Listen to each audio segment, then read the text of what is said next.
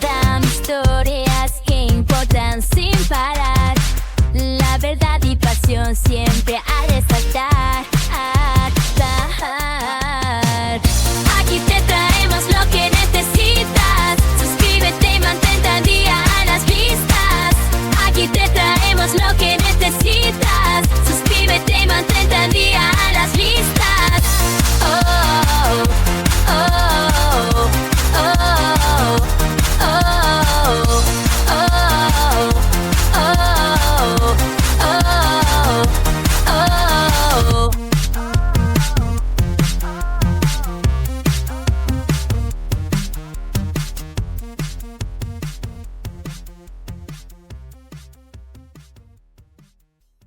Bienvenidos a Noticias y Más, tu ventana al mundo este 30 de julio de 2025. Desde tensiones diplomáticas hasta crímenes que sacuden comunidades, te traemos las noticias más relevantes de Países Bajos y más allá, sin filtros. Hoy, un enfrentamiento con Israel por Gaza, un incendio misterioso en la A17 y más. Suscríbete y activa las notificaciones para estar al día. Empecemos.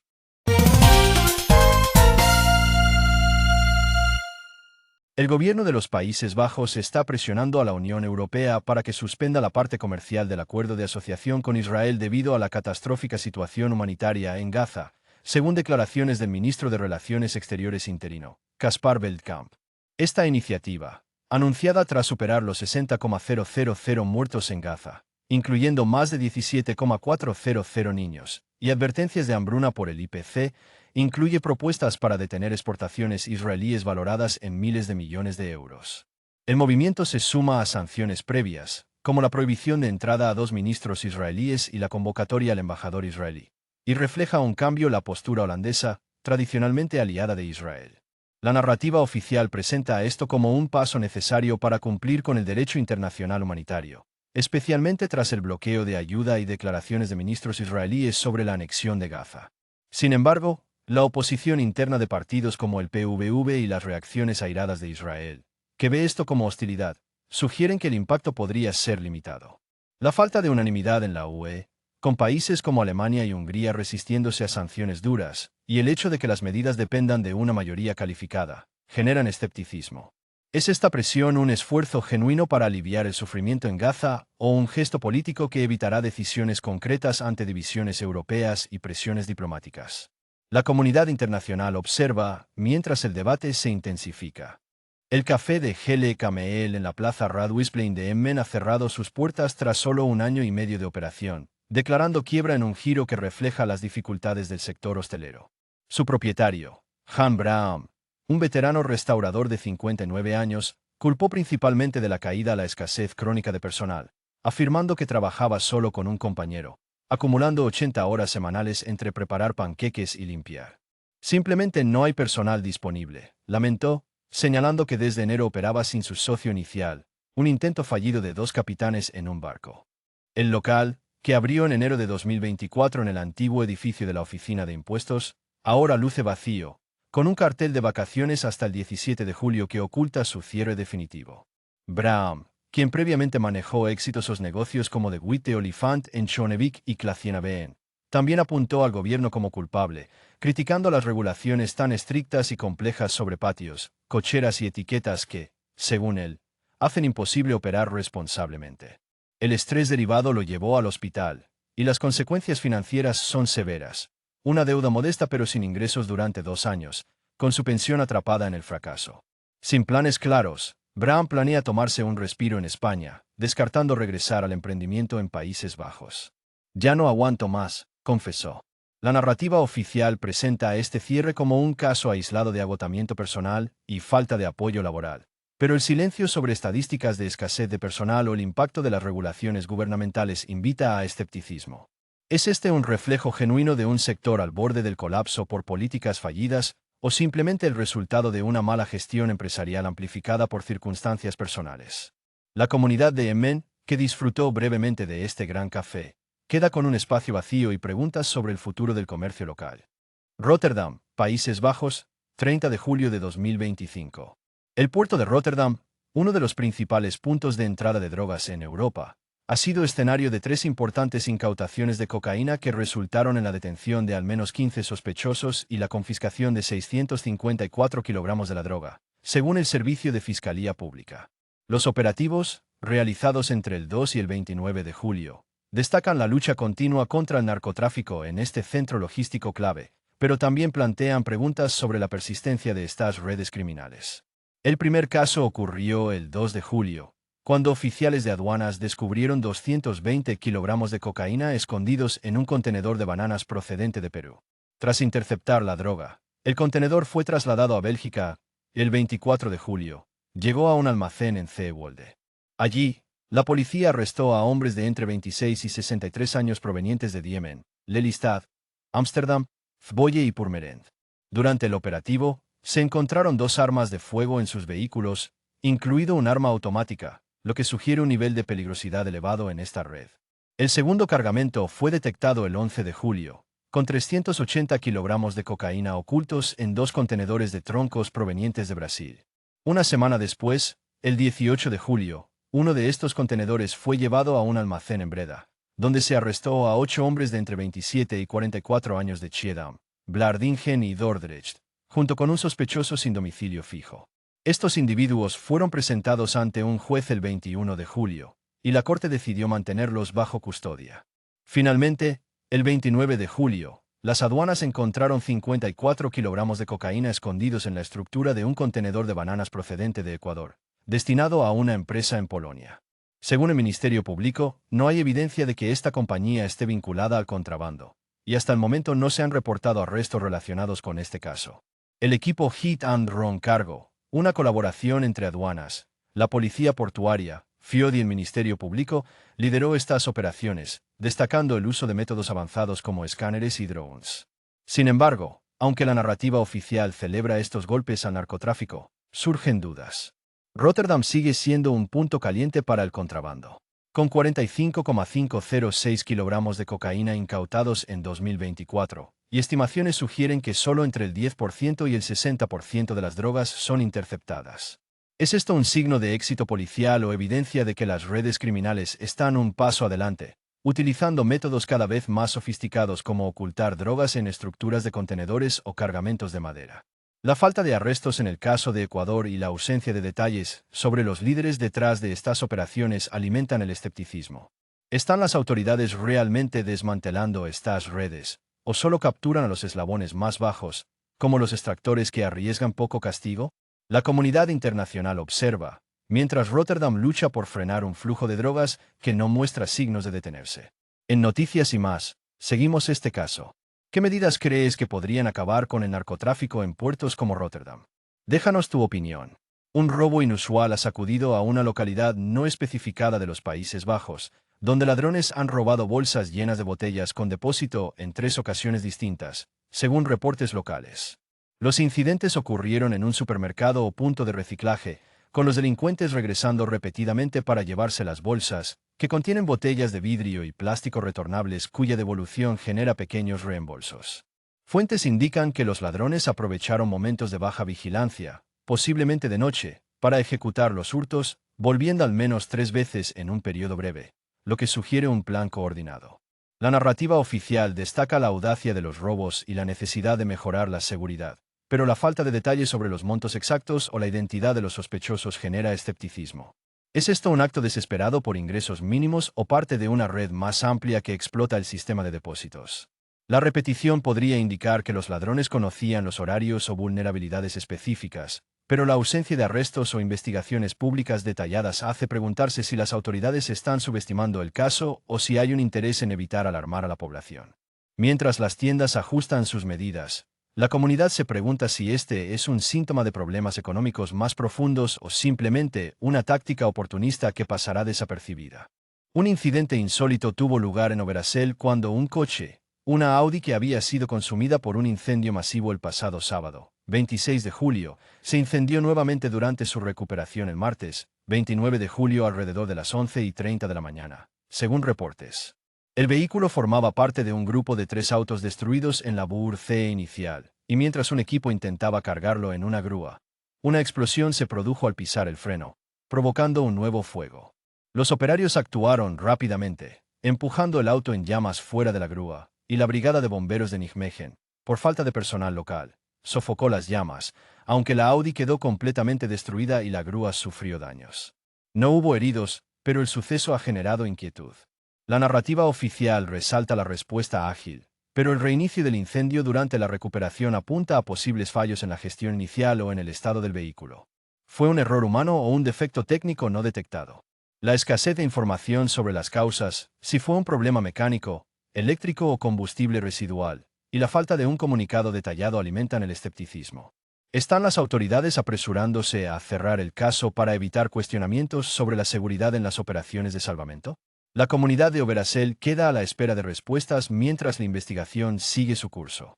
Un accidente ocurrió en Breda cuando un coche se salió de la carretera esta noche, impactó contra un poste de luz y quedó boca abajo, según reportes locales.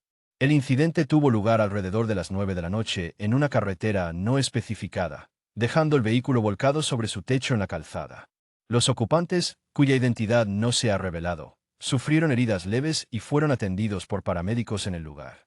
Los bomberos acudieron rápidamente para asegurar la zona, y una grúa retiró el coche, mientras la carretera permaneció cerrada al tráfico durante la operación.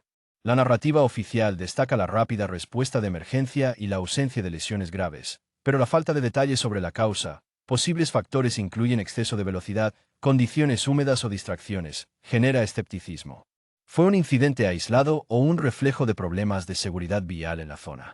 La mención de un banco de trabajo que pesa cientos de kilos en la consulta inicial no aparece en los datos actuales, lo que sugiere un malentendido o un detalle no confirmado. No se reporta que nadie quedara atrapado. Las autoridades podrían estar minimizando el caso para evitar alarmas, dejando preguntas abiertas sobre las circunstancias exactas y la estabilidad de la infraestructura afectada, mientras la investigación preliminar sigue en curso. Un caso curioso y polémico ha surgido en los Países Bajos con un coche fantasma que lleva años ocupando un espacio de aparcamiento en una localidad no especificada, generando debate entre vecinos y autoridades. El vehículo, aparentemente abandonado, ha permanecido inmóvil durante al menos 3 años, acumulando polvo y desperfectos, mientras su propietario, cuya identidad se desconoce, no ha dado señales de vida.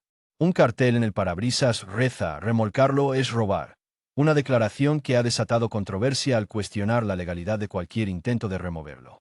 La narrativa oficial sugiere que el coche podría estar registrado bajo una suspensión temporal, una práctica permitida en los Países Bajos para evitar impuestos y seguros si el vehículo no se usa en vías públicas, siempre que se estacione en propiedad privada. Sin embargo, la falta de claridad sobre si este espacio es público o privado, junto con la ausencia de multas visibles, alimenta las dudas. Vecinos frustrados han denunciado la situación, argumentando que el coche bloquea un lugar valioso en una zona con alta demanda de aparcamiento, pero las autoridades locales parecen reacias a actuar, posiblemente por temor a una disputa legal o falta de recursos para identificar al dueño. El escepticismo surge al considerar si esto es un caso aislado de negligencia o un síntoma de un sistema de regulación de estacionamiento que permite abandonos prolongados sin consecuencias. La frase del cartel podría ser una táctica para disuadir remolques, pero también plantea preguntas. ¿Es realmente un robo retirar un vehículo abandonado? ¿O es una excusa para evadir responsabilidad? Sin una investigación pública detallada o intervención municipal, la situación permanece estancada, dejando a la comunidad dividida entre quienes ven una injusticia y quienes cuestionan la legalidad de cualquier acción. Una ola de robos de champán ha puesto en alerta a las tiendas de licores en la provincia de Utrecht, con incidentes reportados en Barn y Wijk Duurstede en las últimas semanas. Las autoridades sospechan que se trata de un grupo organizado, según RTV Utrecht, que ha llevado a cabo robos metódicos, incluyendo botellas de lujo como Moet Champagne, valuadas en miles de euros. Kees van de Steg, dueño de la tienda Mitran Barn, ha sido víctima 3 veces desde marzo, perdiendo más de 1,000 euros. Describe cómo los ladrones distraen al personal esperando a otro cliente, colocando artículos en el mostrador y pidiendo ser atendidos después, para luego esconder hasta 6 botellas en una bolsa especial que amortigua el sonido del vidrio. Joost Boscher, de Gal Legal en Wijk Duurstede, también ha sido golpeado 3 veces, con pérdidas que incluyen champán, whisky y una botella de vino de 79 euros. Los ladrones pagan productos baratos como cerveza para evitar sospechas.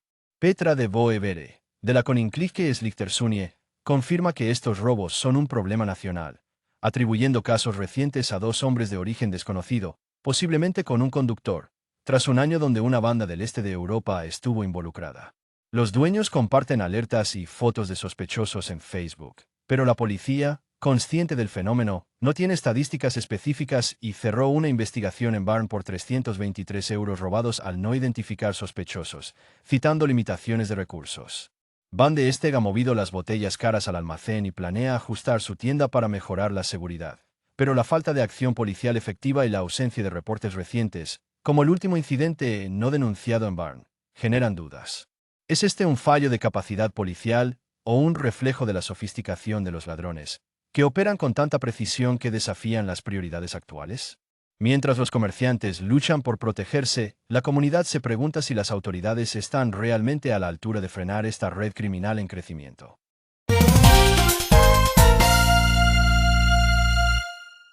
La población de los Países Bajos enfrenta una tendencia preocupante. El crecimiento natural de la población se ha vuelto cada vez más negativo, según informó Statistics Netherlands, CBS. En la primera mitad de 2025, nacieron cerca de 81,000 niños, mientras que más de 89,500 personas fallecieron, lo que resulta en un saldo de casi 9,000 muertes más que nacimientos, un aumento respecto a los 7,000 del año pasado en el mismo periodo. Este desequilibrio refleja el envejecimiento de la población, que ha obligado a depender del crecimiento migratorio para sostener el aumento demográfico. A pesar de esto, la población creció en casi 37,000 personas en los primeros 6 meses de 2025, aunque a un ritmo ligeramente menor que el año anterior, impulsado exclusivamente por la migración. Sin embargo, hay matices. La llegada de migrantes de la Unión Europea, especialmente de Polonia y Bulgaria, ha disminuido, con el saldo migratorio de Polonia cayendo de 4,000 a 0 en 2 años, y también se redujo el número de refugiados ucranianos. Por otro lado, aumentó la migración desde fuera de Europa, particularmente de Asia, con unos 15,500 sirios llegando en el primer semestre, muchos de ellos refugiados. La narrativa oficial destaca estos datos como un reflejo del envejecimiento y las dinámicas migratorias, pero surge el escepticismo. ¿Es este declive natural un problema inevitable o un síntoma de políticas que no abordan la baja natalidad? La dependencia de la migración, con una disminución de flujos europeos y un aumento de asiáticos, podría indicar cambios geopolíticos o económicos que el CBS no detalla. ¿Están las cifras manipuladas para justificar agendas migratorias, o reflejan una realidad que el gobierno prefiere ignorar? Sin respuestas claras, la población holandesa sigue en un punto de inflexión demográfico.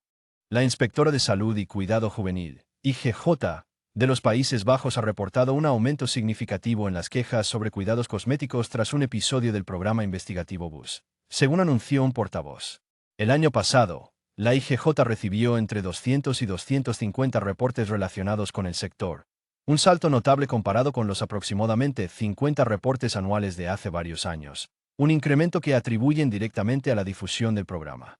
BUS expuso casos alarmantes, como rellenos desiguales, infecciones y hasta el uso de drogas en salas de tratamiento, además de señalar la falta de regulación, como la ausencia de requisitos para las calificaciones de los practicantes, abogando por un control más estricto y transparencia. A pesar del aumento, muchos pacientes siguen renuentes a denunciar, con algunos expresando vergüenza en conversaciones con clínicas de recuperación, según la IGJ. Las quejas se concentran especialmente en botox y rellenos, incluyendo tratamientos realizados por personas no autorizadas. Sin embargo, la IGJ aclara que no toda complicación implica un error, ya que éstas pueden ocurrir incluso en cuidados médicos convencionales. La narrativa oficial celebra este aumento de reportes como un paso hacia la accountability, pero surgen dudas. ¿Es el aumento real o amplificado por la cobertura mediática? La renuencia a reportar y la falta de regulación efectiva sugieren que el problema podría ser más profundo, y el enfoque en complicaciones podría ser una defensa conveniente para minimizar la responsabilidad del sector. ¿Está la IGJ realmente abordando las raíces del problema o solo reaccionando a la presión pública? La situación sigue bajo escrutinio. Una empresa de carne de Michigan, Ada Valley Meat Company, ha iniciado un retiro de más de 1,000 libras de carne molida completamente cocida tras un reporte de un cliente que encontró piezas de metal en el producto, según información reciente. Los productos afectados, distribuidos en California, Delaware, Illinois, Michigan y Pensilvania, Vienen en cajas de 20 libras que contienen 4 bolsas de 5 libras de Ada Valley Fully Cooked Ground Beef, con fechas de envasado del 28 y 30 de mayo y códigos de lote 35156 y 35157, respectivamente. Además del número de establecimiento EST 10.031 dentro de la marca de inspección del USDA. Aunque no se han reportado lesiones, las autoridades de seguridad alimentaria temen que algunos de estos productos aún estén en congeladores institucionales, como escuelas o hospitales, y han recomendado desecharlos o devolverlos. La empresa asegura estar investigando con reguladores y ha implementado medidas adicionales de seguridad, pero la narrativa oficial podría estar subestimando la gravedad al no detallar el tamaño o origen del metal. ¿Es esta una medida preventiva genuina o una reacción apresurada para proteger la reputación de la compañía, considerando que no se han confirmado daños? La falta de claridad sobre cómo el metal llegó al producto y la dependencia de un solo reporte sugieren que podría haber fallos en los controles de calidad más amplios, dejando a los consumidores con dudas sobre la seguridad de los alimentos procesados. Con la temporada de mosquitos en pleno apogeo, aquí tienes 5 consejos prácticos para reducir su interés por ti, basados en recomendaciones de expertos y estudios recientes sobre prevención de picaduras. Usa repelentes efectivos. Aplica productos con DEET, hasta 30%, picaridina o aceite de eucalipto limón en la piel expuesta.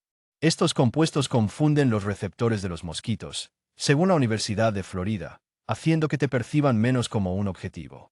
Viste ropa clara y cubridora. Los mosquitos son atraídos por colores oscuros como negro o azul marino.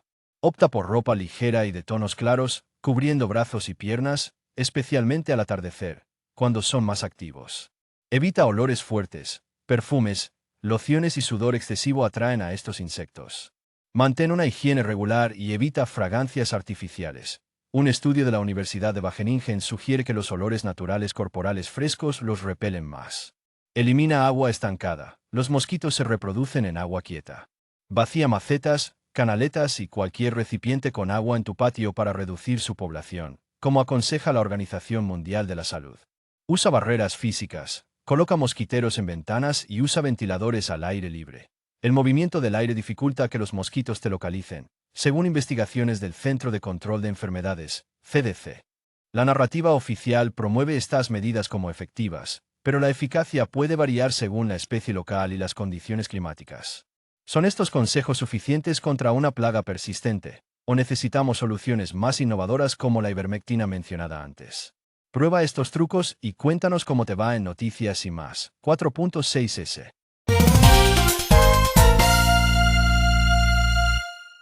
La policía del estado de Arkansas ha arrestado a un hombre de 28 años, identificado como James Andrew M. Gunn de Springdale, en conexión con el asesinato de una pareja casada en el Parque Estatal Devil's Den, según reportes recientes.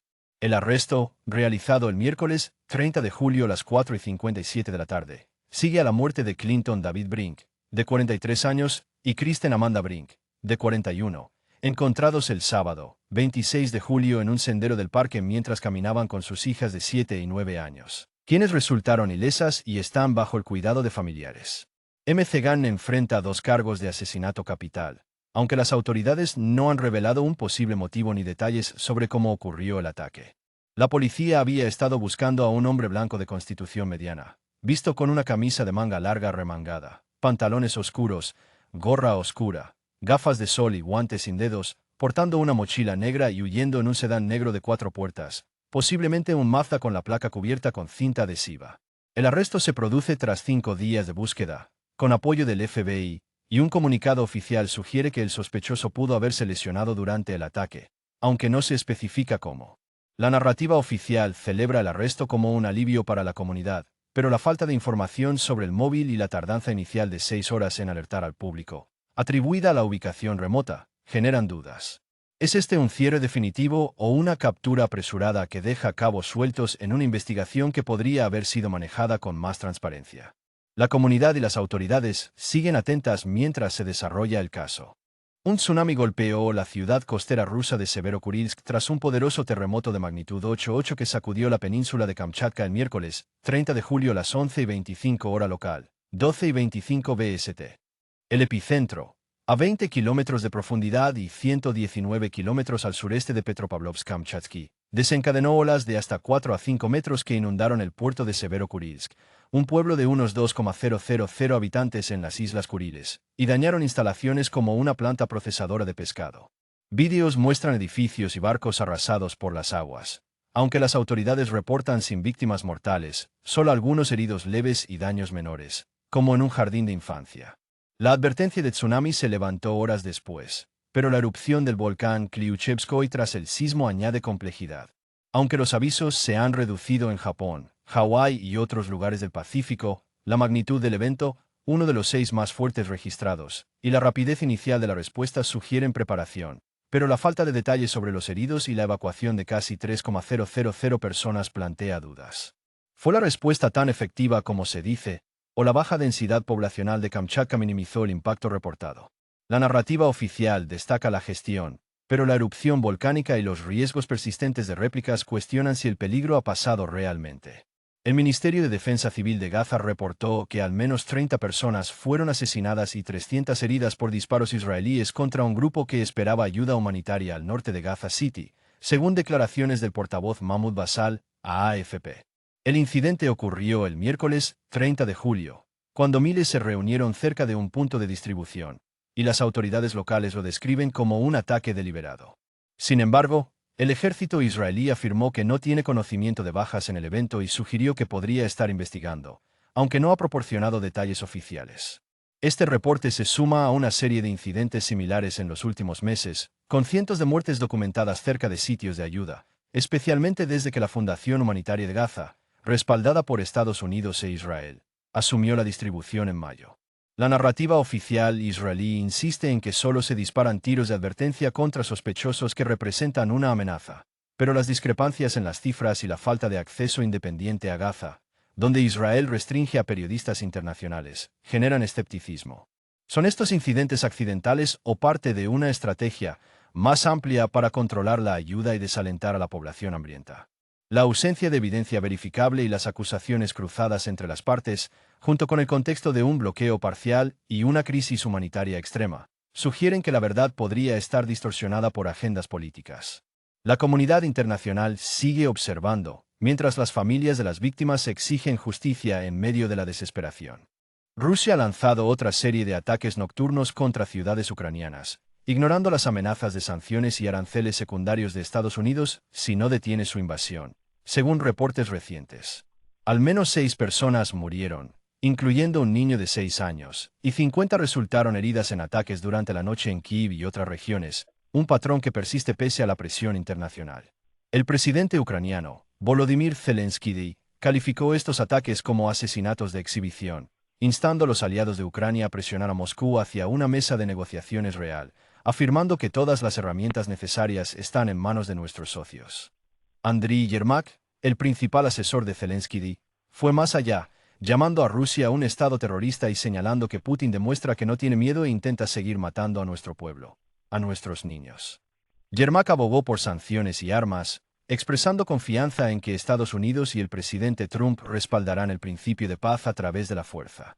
Por su parte, el ministro de Relaciones Exteriores, Andriy Sybiha, urgió a Trump a reducir el plazo para un cese al fuego de 10 días a 0, argumentando que Putin actúa deliberadamente, sin importar los intentos de detener la matanza, y que su existencia depende de una guerra que no puede ganar pero se niega a terminar.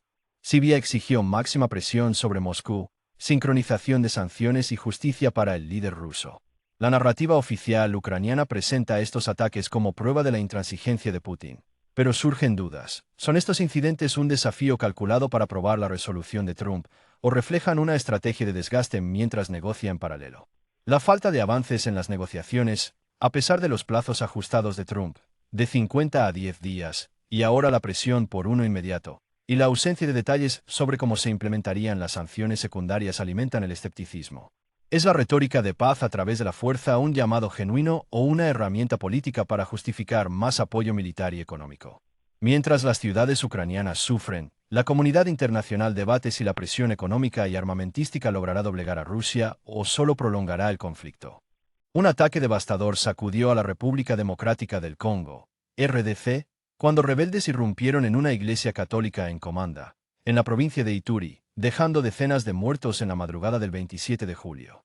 Según reportes, las Fuerzas Democráticas Aliadas, ADF, un grupo vinculado al Estado Islámico, atacaron a fieles que participaban en una vigilia de oración, matando a tiros y machete a al menos 34 personas, aunque algunas fuentes locales sugieren que la cifra podría superar los 40, incluyendo niños.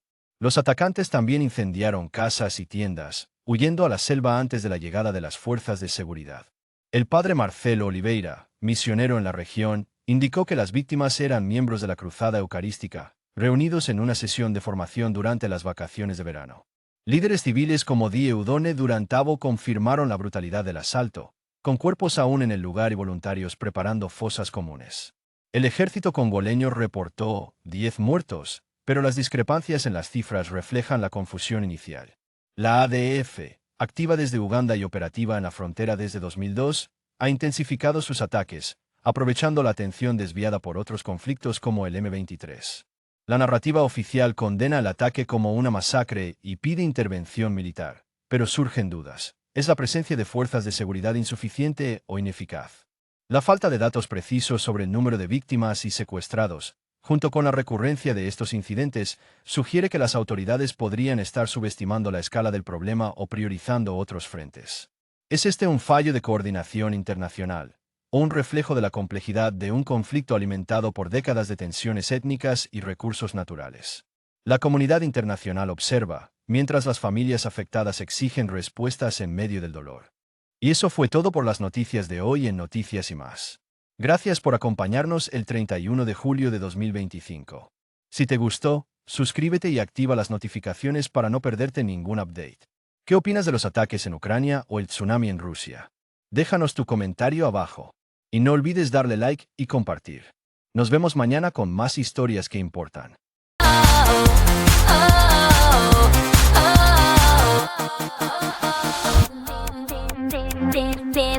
Bienvenidos a Noticias y Más, canal vibrante desde Rotterdam. Historias que importan sin parar, la verdad y pasión siempre a resaltar.